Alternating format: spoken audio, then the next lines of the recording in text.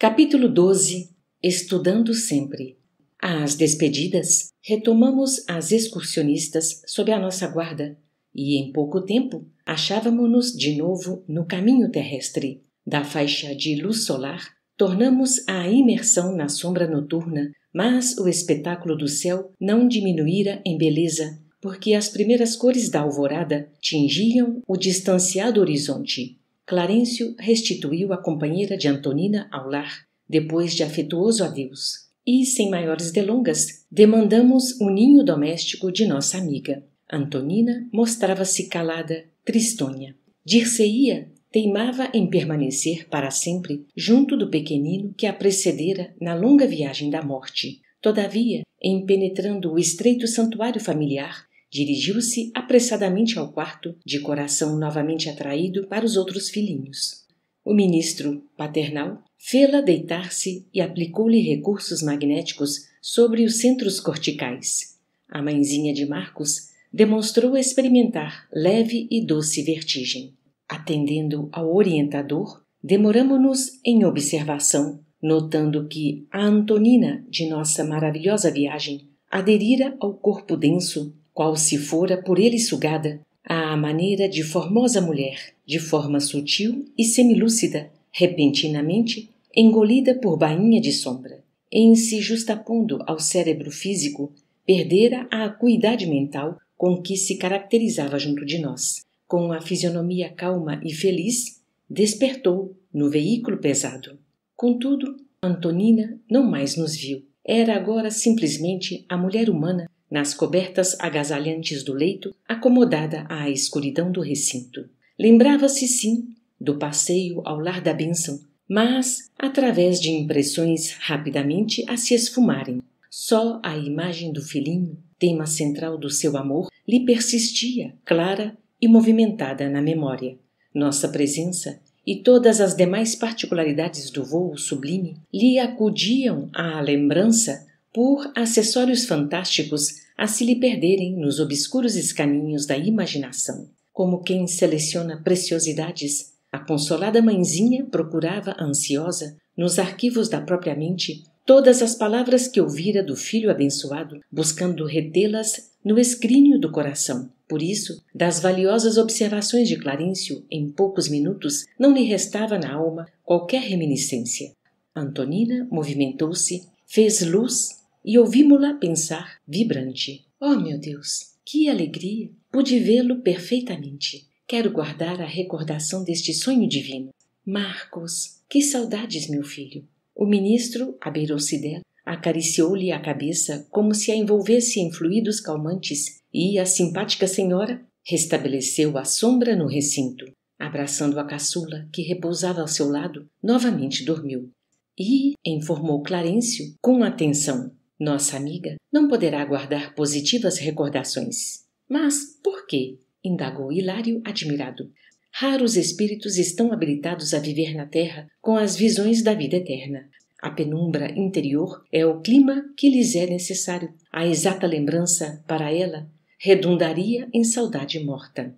Como isso é lamentável, alegou o meu companheiro, penalizado.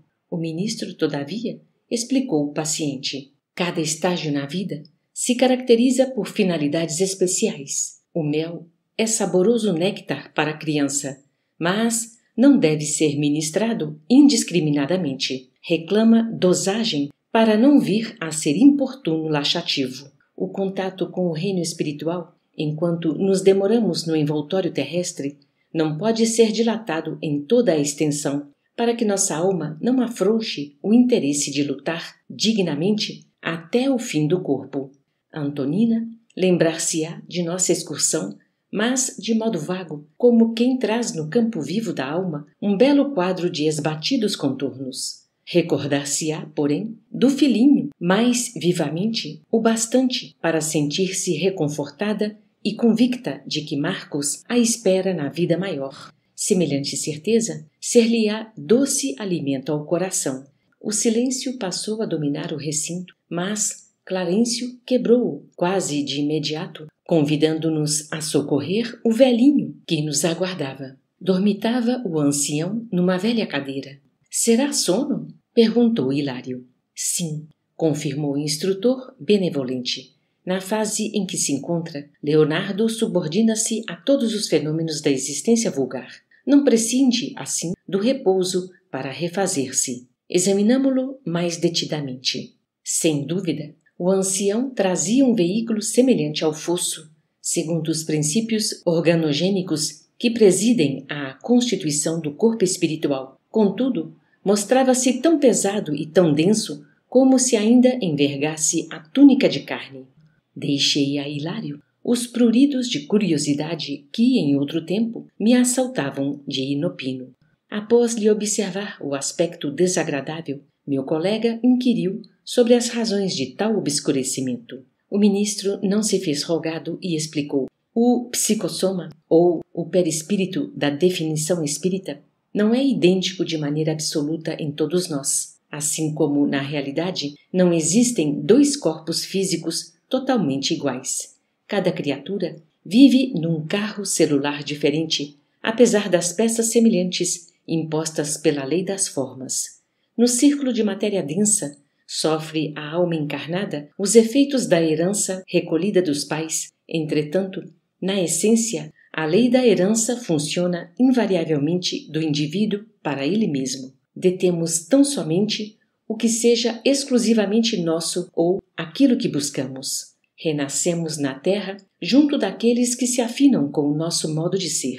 O dipsômano não adquire o hábito desregrado dos pais, mas sim, quase sempre, ele mesmo já se confiava ao vício do álcool antes de renascer. E há beberrões desencarnados que se aderem àqueles que se fazem instrumentos deles próprios. E, imprimindo grave entono à voz, ponderou.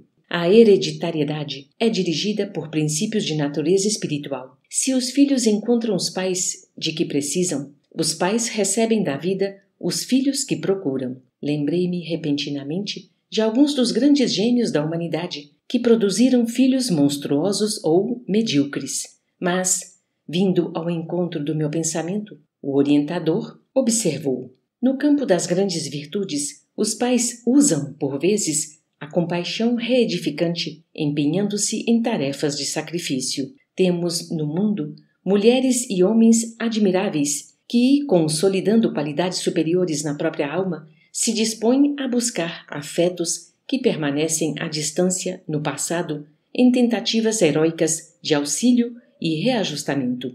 E, sorrindo, acrescentou: na família consanguínea ou na família humana, obtemos o que buscamos. Quem já acertou as próprias contas com a justiça pode confiar-se aos sublimes rasgos do amor.